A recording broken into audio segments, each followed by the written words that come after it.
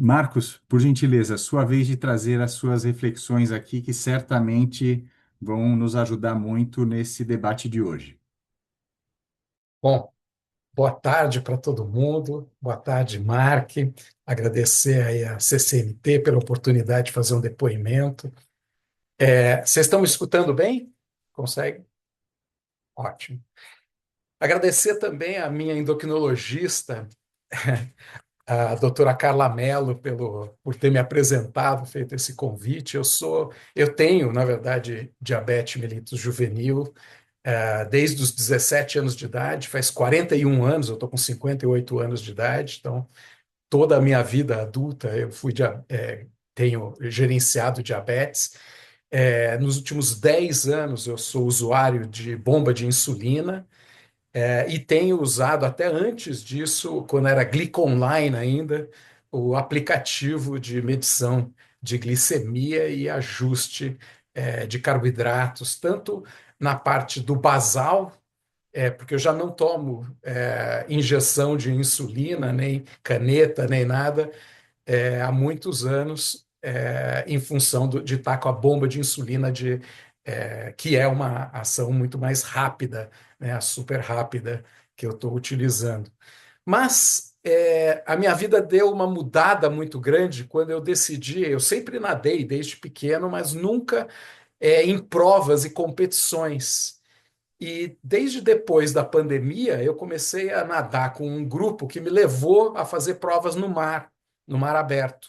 E eu comecei a fazer provas faz 3 anos já, 3, 4 anos, já vou para o quarto ano agora do sexto. E o ano passado eu tirei quarto lugar na minha categoria em disputas de campeonatos em mar aberto, no mar, do litoral paulista, de 2.500 metros, né? E isso mudou bastante a forma como eu tinha que gerir o meu diabetes, porque você ter hipoglicemia no mar, você pode morrer.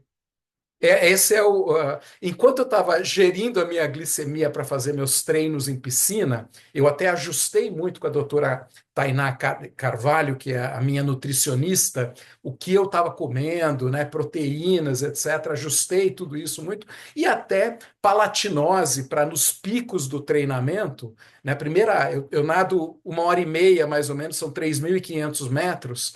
Em piscina, 3 vezes por semana e depois faço um pouco de musculação. Mas na piscina, eu saía da água, depois de 1 hora nadando do aquecimento, eu saía da água, fazia uma glicemia e ajustava. Ou colocava a bombinha e tomava insulina a mais, ou então eu tomava a palatinose ou algum gelzinho com glicose, alguma coisa para subir o nível de glicemia, para aguentar a meia hora final, que eram os tiros mais rápidos com a velocidade máxima que você pode dar, que é a parte mais intensa do treinamento. E a própria adrenalina de você estar fazendo isso, a doutora Carla, a minha endocrinologista, chamou muita atenção para isso. Cuidado, que a adrenalina vai subir a tua glicemia também.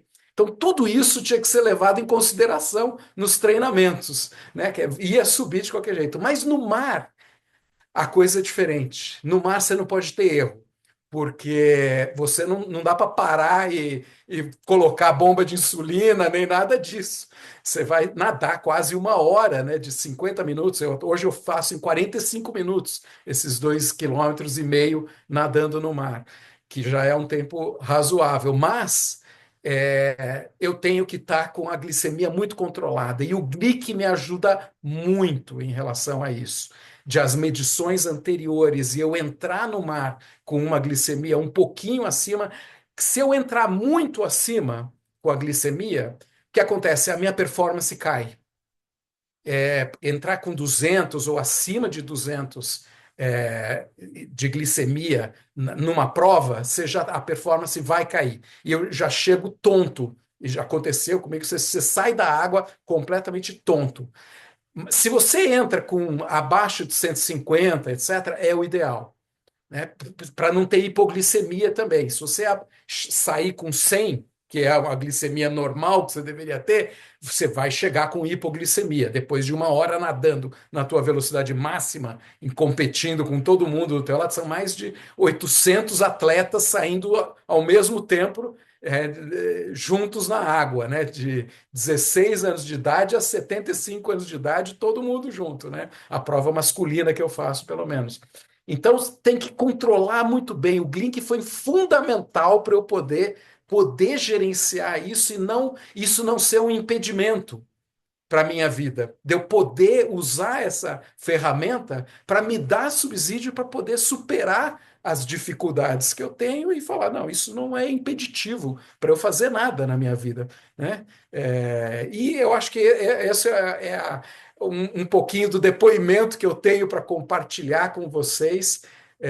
Continuo tendo uma vida saudável, ótima e controlando a minha glicemia o máximo possível para poder continuar fazendo o que eu gosto de fazer de esquiar também, de mergulho autônomo com cilindro, faço de tudo, né? Então a diabetes não me impede de fazer nada disso. Era só esse o meu depoimento. Ótimo, muito obrigado, Marcos. Obviamente, né, como a gente já imaginava, riquíssimo ouvi-lo, né, porque é um exemplo concreto de como o uso das tecnologias, né, da saúde digital, nesse caso de aplicativos para o autogerenciamento dos cuidados, pode ajudar e muito, né, e como é importante que a gente dê acesso a isso a mais pessoas, né, que elas possam se cuidar também com esses recursos como você está tendo, né? Claro, eu já tive a oportunidade de conhecer o Glick algumas vezes, né? Em diferentes oportunidades, né? Em conhecer usuários e também conhecer gestores que usam o Glick também, né? Porque é muito interessante o poder de ferramentas, né? Como essa, né? Que na mão do usuário, né? O usuário tem ali todos os recursos como a facilidade de contar carboidratos, que já tem lá os diferentes alimentos, né? Então basta colocar o que você vai consumir para ele te falar quanto de carboidrato você vai, né, ingerir e qual é a dose que você deve considerar para essa quantidade de carboidrato que você vai consumir, levando em conta quanto está a sua glicemia, né? Então, assim, é ótimo, né? Facilita demais, né? E do lado também do gestor, né, ou do médico, da equipe de saúde que acompanha, poder ver à distância como estão os resultados, poder eventualmente fazer ajustes à distância, né, nas doses, né, e tomar decisões, né, é realmente ótimo, né, incrível como ferramentas digitais como o Glick podem facilitar. Muito bem, muito obrigado e a gente volta a falar. Se você puder depois participar do nosso debate, também vai ser ótimo.